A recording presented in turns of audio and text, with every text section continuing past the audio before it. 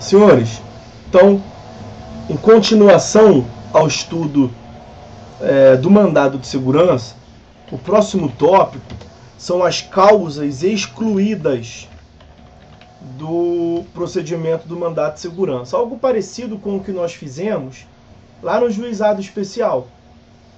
O microsistema dos juizados, ele tem lá uma lógica própria de informalidade, de simplicidade, e aí ele retira algumas causas que seriam incompatíveis, como as ações fazendárias, as ações acidentárias, as ações falimentares, que são incompatíveis com essa lógica de simplicidade. Nós tratamos, portanto, das causas excluídas do sistema do juizado. Nós vamos fazer algo muito parecido agora aqui, porque a lei do mandado de segurança trata de causas excluídas do mandado de segurança, do procedimento do mandado de segurança. E além do que a lei prevê, nós temos também algumas hipóteses que a doutrina / jurisprudência também nos traz. Na verdade, até essa lei, a 12.016 de 2009, ela se fez necessária porque a lei anterior, que era a lei 1533, veja, a lei 1533, de 1951, da metade do século passado, essa lei estava desatualizada justamente em relação à doutrina e jurisprudência quanto ao mandado de segurança. Pois bem, vejamos quais são, portanto, as causas excluídas do procedimento do mandado de segurança. O primeiro deles, a primeira das causas excluídas são os atos de gestão comercial. Atos de gestão comercial, a previsão normativa se encontra no artigo 1º, parágrafo 2º da Lei do Mandado de Segurança. Artigo 1º, parágrafo 2º da Lei do Mandado de Segurança. Deixa eu ver se eu pego para vocês aqui. Artigo 1º, parágrafo 2º da Lei do Mandado de Segurança.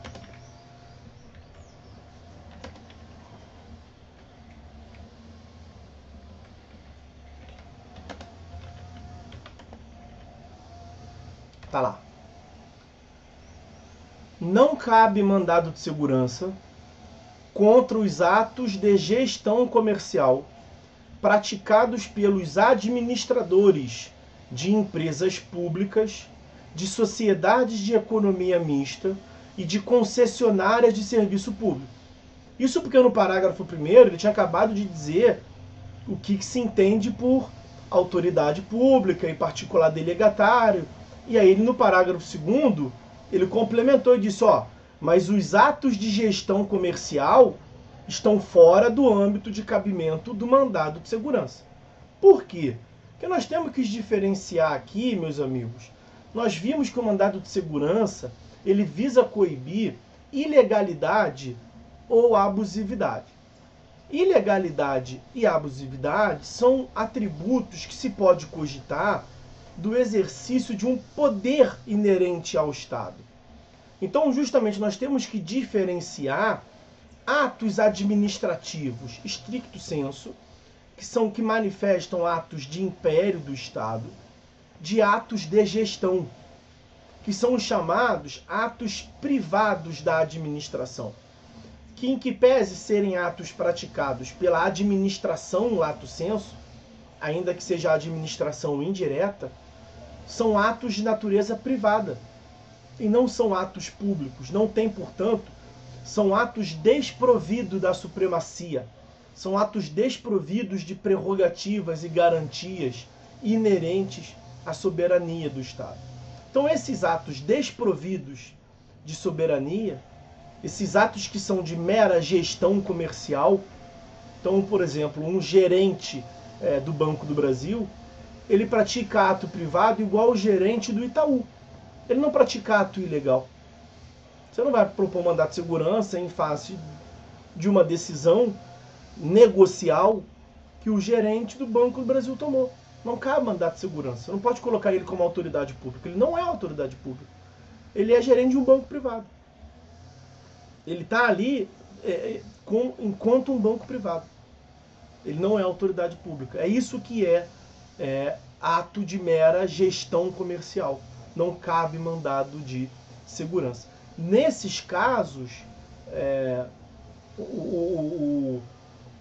o ato administrativo, o agente, ele atua em posição de igualdade com os particulares, né? A sociedade de economia pública, a empresa, sociedade de economia mista, a empresa pública, esse braço da administração pública que atua na esfera comercial, ele atua nos moldes do artigo 173, parágrafo único da Constituição Federal. Impede igualdade, portanto, com a iniciativa privada. Não cabe mandato de segurança. Essencialmente, por que não cabe mandato de segurança? Porque eles são destituídos da força de império próprio do poder público. Ok? Esse é o primeiro caso. Segunda hipótese. Ato ou decisão que sejam impugnáveis por recurso dotado de efeito suspensivo. Ato administrativo ou decisão, pode ser decisão administrativa ou decisão judicial, que sejam impugnáveis por recurso, ou do qual caiba um recurso, e esse recurso seja dotado, o recurso seja atribuído efeito suspensivo. Isso se encontra no artigo 5º, nos incisos 1º e 2º da Lei do Mandado de Segurança. Vamos lá, vamos trazer a previsão normativa, depois eu explico. Sempre com a cautela, que é o fato de que os senhores não estudaram recurso ainda, né? Mas vamos lá. Artigo 5º da Lei do MS. Vamos lá. Não se concederá mandado de segurança quando se tratar, inciso 1º,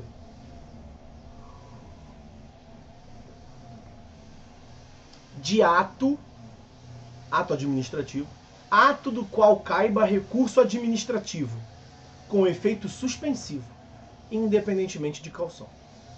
Inciso 2º, de decisão judicial, da qual caiba recurso com efeito suspensivo. Bom, recurso com efeito suspensivo, meus amigos, significa que ao interpor o recurso, a decisão judicial que você impugna, a decisão que você combate, ela para de produzir efeitos. É claro que recurso com efeito suspensivo não significa que você vai suspender o recurso. Você interpôs o recurso segue para julgamento. Quando você diz que o recurso tem efeito suspensivo, não é que suspende o recurso, suspende a decisão que você impugnou. Então, quando o recurso tem efeito suspensivo, significa que ao interpor o recurso, a decisão impugnada para de produzir efeitos. E aí é o seguinte, se você tem um recurso à sua disposição e esse recurso tem efeito suspensivo, significa que o instrumento jurídico mais adequado para ser manejado é o recurso e não o mandado de segurança. Porque se o que você pretende é eliminar a ilegalidade, eliminar a abusividade, você vai conseguir eliminar a ilegalidade e a abusividade, pelo menos os efeitos da ilegalidade ou abusividade, com a interposição desse recurso. Porque se é o ato ou se é a decisão que você está reputando como ilegal ou abusiva, a interposição desse recurso suspende os efeitos da ilegalidade ou da abusividade que você está alegando. Então, o instrumento adequado para manejo, para utilização aqui, é o recurso que em tese seja cabível. Ok? Aqui, mais uma vez, é uma ideia de interesse de agir, condição da ação. A utilização do instrumento jurídico adequado. Agora é o seguinte, especialmente no caso do eventual recurso administrativo que caiba, né? A jurisprudência, né, é sedimentada, é firme no sentido de que se a parte renunciar ao direito de recorrer na via administrativa, então é cabível um recurso administrativo que tem efeito suspensivo, mas a parte renunciou ao direito, peticionou lá, juntou uma renúncia, não quero recorrer na via administrativa. Aí vai ser cabível o mandato de segurança. Porque o instrumento em tese cabível, que é a interposição do recurso, a parte abriu mão dele. E aí não tem mais, portanto, aquele instrumento.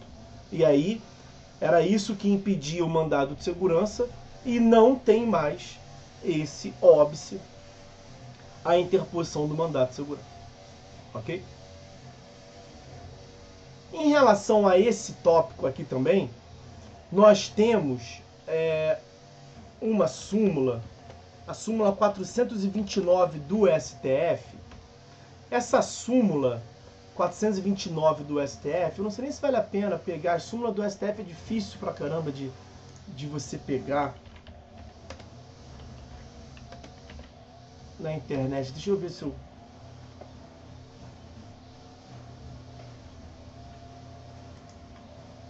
pego ela aqui.